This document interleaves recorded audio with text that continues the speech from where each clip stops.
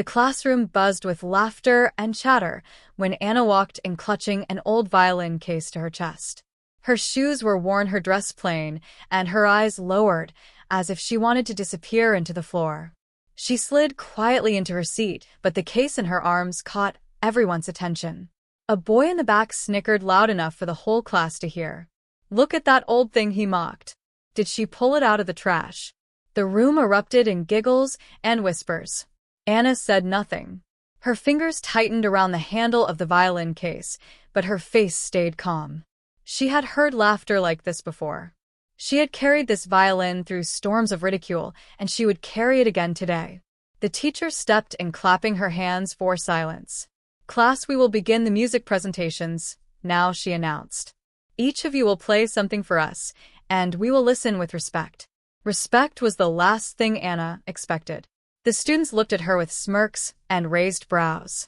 They could not wait to hear the poor girl stumble through a few notes and make a fool of herself. One by one, students performed. Some strummed guitars, others tapped drums, and a few played recorders. Each act was met with claps, polite but unenthusiastic. Then it was Anna's turn. Her name was called, and the room grew louder with whispers and laughter. She walked slowly to the front, her violin case still clutched in both hands.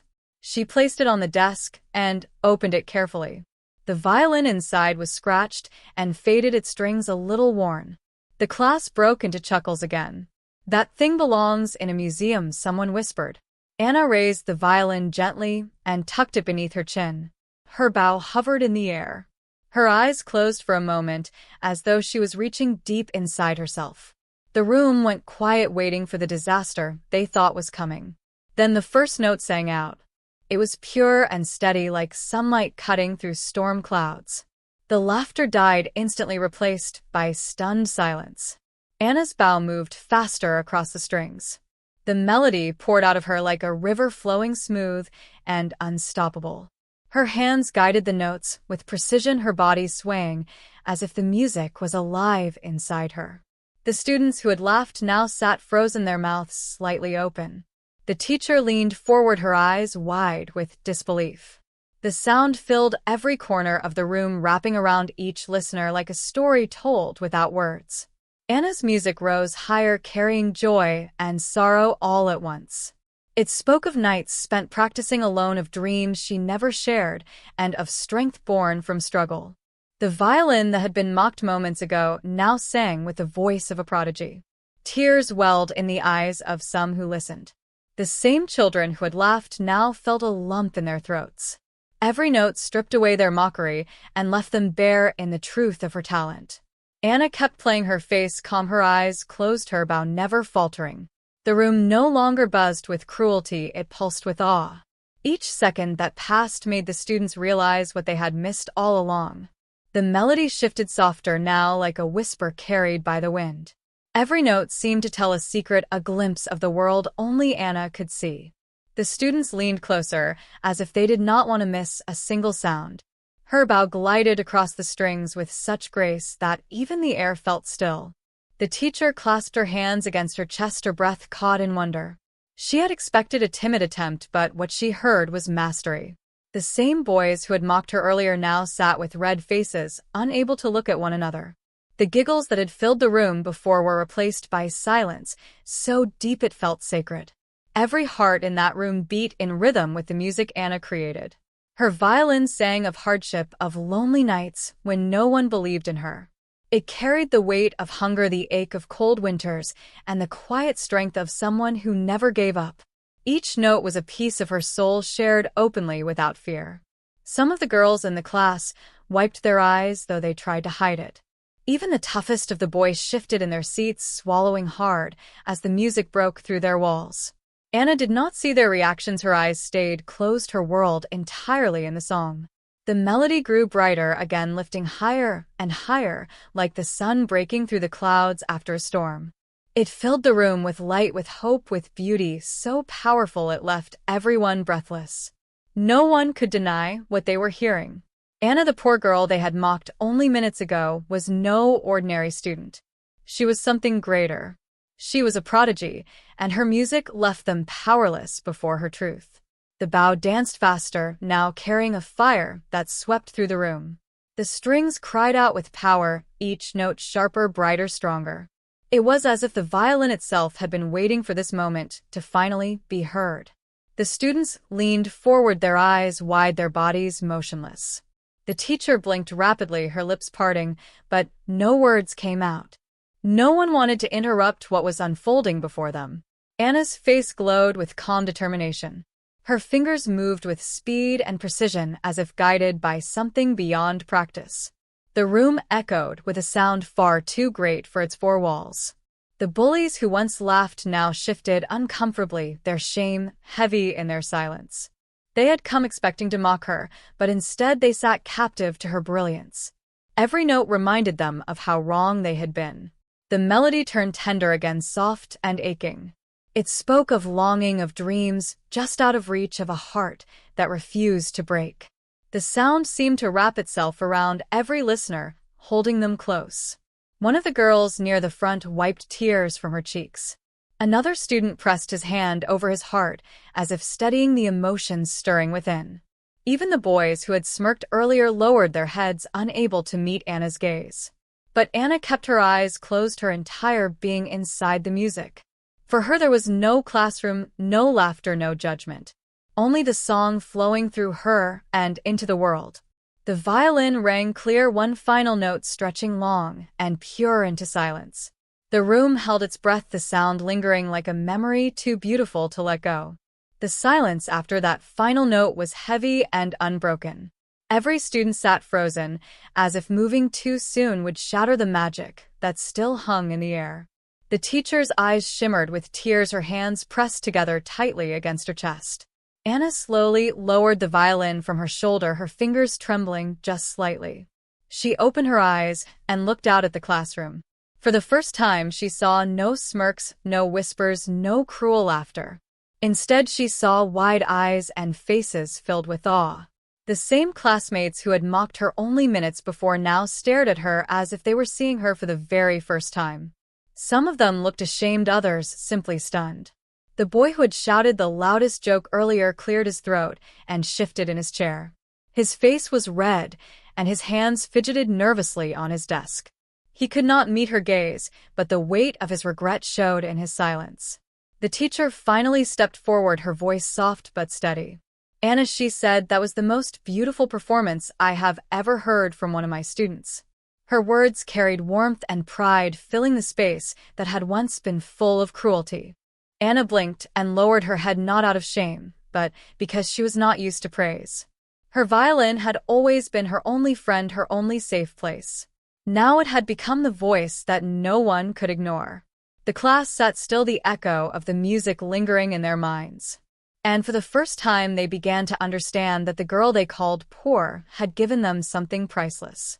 The teacher turned back to the class, her eyes firm, yet gentle. "Do you all realize what you just witnessed?" she asked. Her voice carried through the room, and not a single student dared to speak. Anna stood quietly at the front, her violin still cradled in her hands. Her heart beat fast, but her face remained calm. She had learned long ago not to expect applause or praise. But slowly the silence began to shift. One pair of hands started clapping, soft and hesitant, then another joined, and another. Soon the room filled with the sound of applause, loud and unrestrained. Anna lifted her head in surprise, her eyes wide as she looked at her classmates. For the first time, they were not laughing at her, they were honoring her. Some even stood to clap, harder, their faces lit with something she had never seen before: respect. The boy who had mocked her earlier raised his hands to clap too, though his head stayed bowed. It was clear his pride had been broken by the truth of her music. The classmates who once whispered now cheered her name. Anna's cheeks flushed warm. She bowed her head slightly, her fingers brushing the smooth, worn wood of her violin. It was the same old instrument that had carried her through so many lonely nights. But today it had carried her into their hearts. The teacher wiped her eyes and spoke again. "Anna, you have a gift," she said, "and today you shared it with all of us. Never let anyone make you feel small for what makes you extraordinary."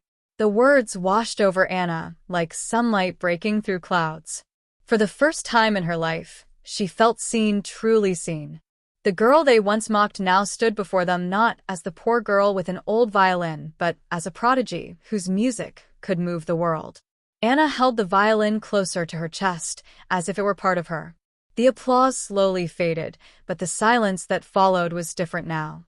It was not cruel or heavy, but full of reverence. The teacher stepped beside her and placed a gentle hand on her shoulder. "Anna, do you practice often?" she asked, her voice curious and kind. Anna nodded softly, her eyes still lowered. "Every night," she whispered. The students shifted in their seats, listening closely.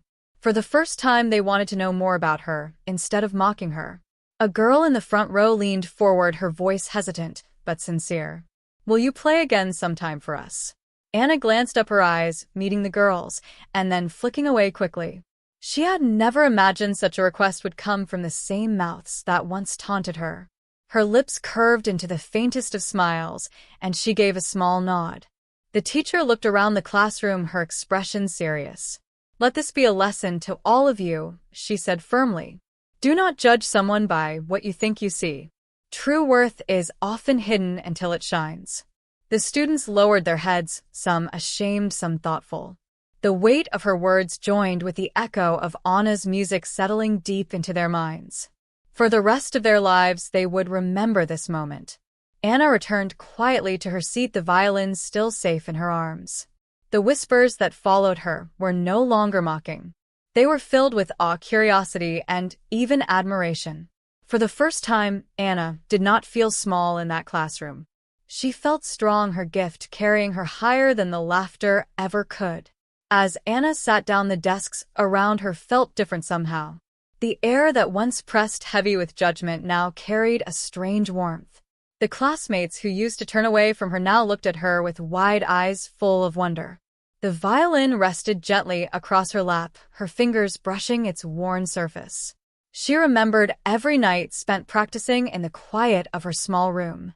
Every tear shed over missed notes, every calloused fingertip, every moment she refused to give up.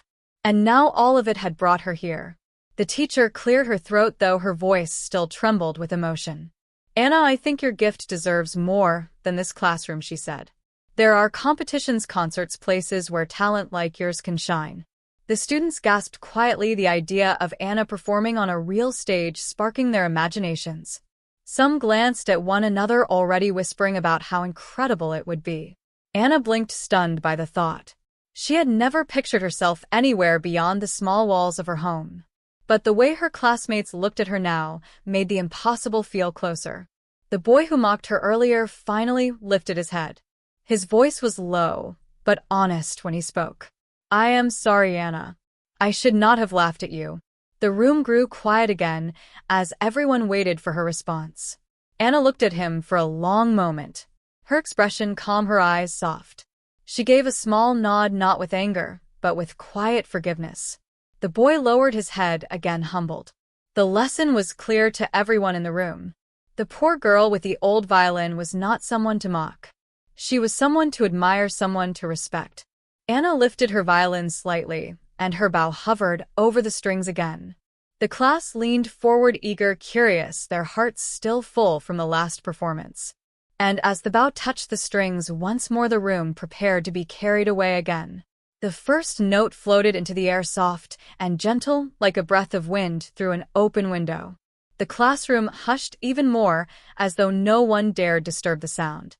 Anna's bow glided slowly, drawing out a melody that shimmered like sunlight on water. The students leaned closer, their eyes wide, their bodies still. The boy who had apologized sat straighter, his face intent, as if he wanted every note to sink deep inside him. The girls in the front row clasped their hands together, their gazes fixed on Anna as if she had become something beyond ordinary. Her music was not loud or demanding this time. It was tender, fragile, yet powerful in its honesty.